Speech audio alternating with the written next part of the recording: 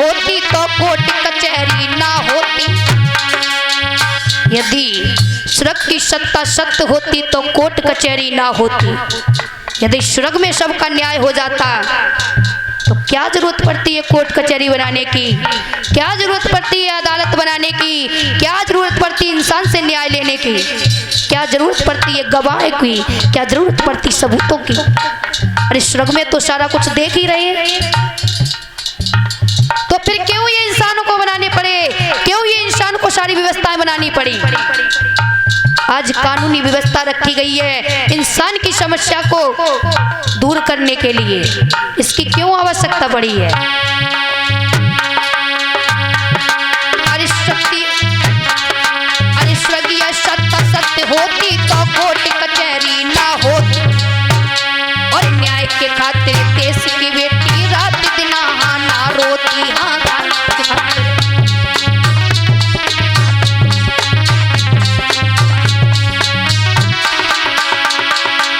और एक बात और बता दें,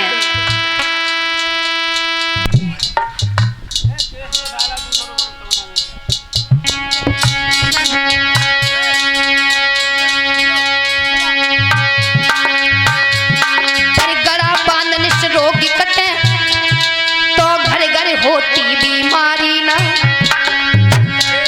हमारी माताएं बहनें बताती हैं कि जू धागा करवाए लो, बू धागा करवाए लो, उन बाबा जी से ताबीज बनवाए लो, सारे रोग कट जाते। यदि गला बांधने से रोग कट सकते हैं तो दवाइयों की तो जरूरत ही ना पड़ेगी, और ताबीज बनवाने में कितना टाइम लगता है। सब एक एक गले में बांध लो, किसी घर में बीमारी आएगी ही नहीं, किसी घर में कोई रोग उत्पन्न ही नहीं हो। बड़ी समस्या है। से रोग कटे तो घर घर होती बीमारी ना, और सभी आनंद वो होते, हाँ सभी आनंद भोगते, दुख होता नर नारी ना।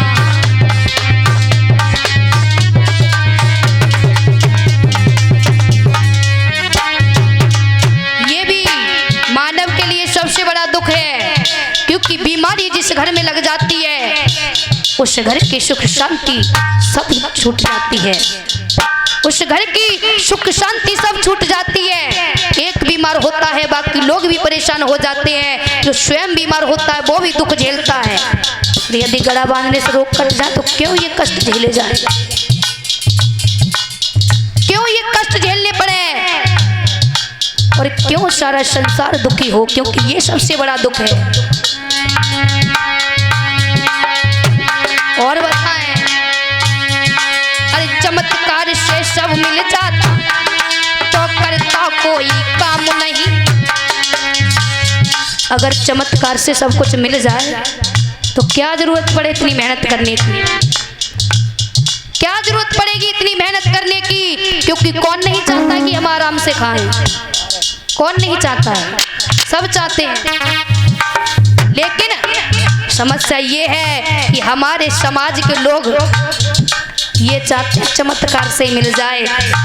सबसे बड़ी समस्या है तो भारत में चमत्कार के पीछे। अन्य देशों में अधिकतर बुद्ध धर्म को मानते हैं, भले ही बुद्ध धर्म सबसे पहले भारत में था, लेकिन आज बुद्ध धर्म के लोग भारत में ही कम है, बुद्ध धर्म की आबादी भारत में ही कम है। अन्य देशों में जाकर के देख लो, हर देश तरक्की कर रहा है, हर देश बरकत कर रहा है, क्योंकि उन्हें पता है, बुद्ध ने ये स्पष्ट कर दिया है, जो कुछ मिलेगा कर्म से मिलेगा। आज स्कूलों में भी प्रैक्टिकल होते हैं ना, तो उन पर कुछ ना कुछ आविष्कार कराए जाते हैं, बच्चों को बनाने के लिए दिया जाता है, कौन किस चीज को नया तैयार करेगा। और हमारे स्कूलों में जब प्रैक्टिकल होते हैं ना, जब कहते हैं कौन अच्छा भोजन बनाएगा।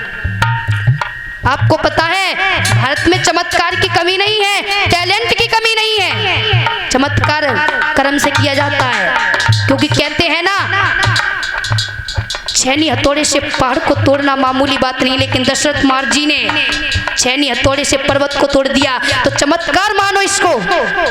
कब? जब उन्होंने संकल्प ले लिया कि मैं इस पहाड़ को तोड़ के मानूंगा, इससे रास्ता बना के मानूंगा। भारत में ना ही बल की कमी है, ना ही टैलेंट की कमी है। यदि पीछे हो तो इसलिए है क्योंकि भारत कर्म से ज्यादा चमत्कार की तरफ भागता है। जिस दिन अपनी शक्ति को पहचानने लगेगा, जिस दिन कर्म को सर्वोपरि मानने लगेगा, इंसान कुछ भी कर सकता है। क्योंकि आज भी विदेशी लोग भारत के लोगों को पाना चाहते हैं। कहते हैं यदि भारत का व्यक्ति हमें मिल जाए तो हम सब राज्यों पर राज्य कर सकते हैं, सारे देशों पर राज्य कर सकते हैं। क्योंकि भारत में इतनी शक्ति है, भारत के लोग इतने बलशाली हैं, भारत के लोगों के अंदर इतना टैलेंट है, लेकिन अपने टैलेंट का काम नहीं करते। क्योंकि उन पे अगर कह दो ना वहाँ पर मन्नत पूरी हो जाती है, भैया लड़कों शुरू कर दी है वन तक जाने के लिए। यही समस्या है हमारे भारत की सबसे बड़ी। अरे चमत्कार से सब मिल जाए, करता कोई काम नहीं। और घर घर डोले पन्ना पुजारी, त्रियां ठगते कभी नहीं। हाँ घर घर डोले।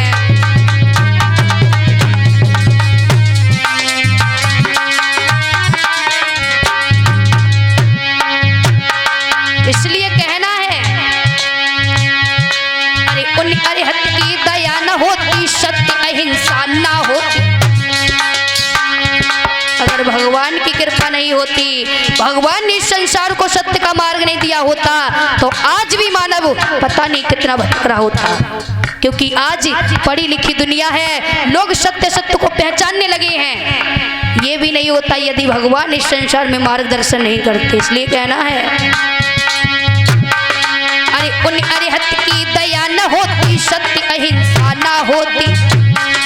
और करुणा मैत्री समता ममता देश के अंदर ना होती। हाँ करुणा मैत्री समता ममता।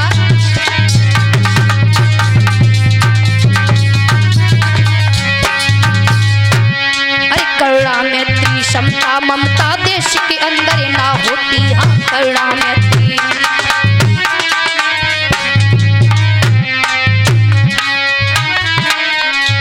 इसलिए आप लोगों से भी कहना चाहूंगी, अरे है शांतिशीलों के अंदर,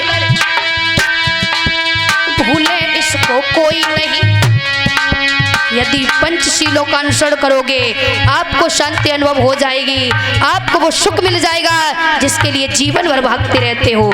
क्योंकि मन की शांति में सारा सुख होता है। यदि झूठ लगे तो अनुभव करके देख लेना, यदि झूठ लगे तो अनुभव करके देख लेना। यदि भगवान के 5 शीलों का अनुसरण करोगे आपको जरूर ही संसार में सुख और ये जीवन भी सुख में दिखेगा। अरे है शांतिशीलों के अंदर, भूले इसको कभी नहीं। और कोसे से नर मर जाते तो बसते लंगर कभी नहीं। हाँ कोसे से नर।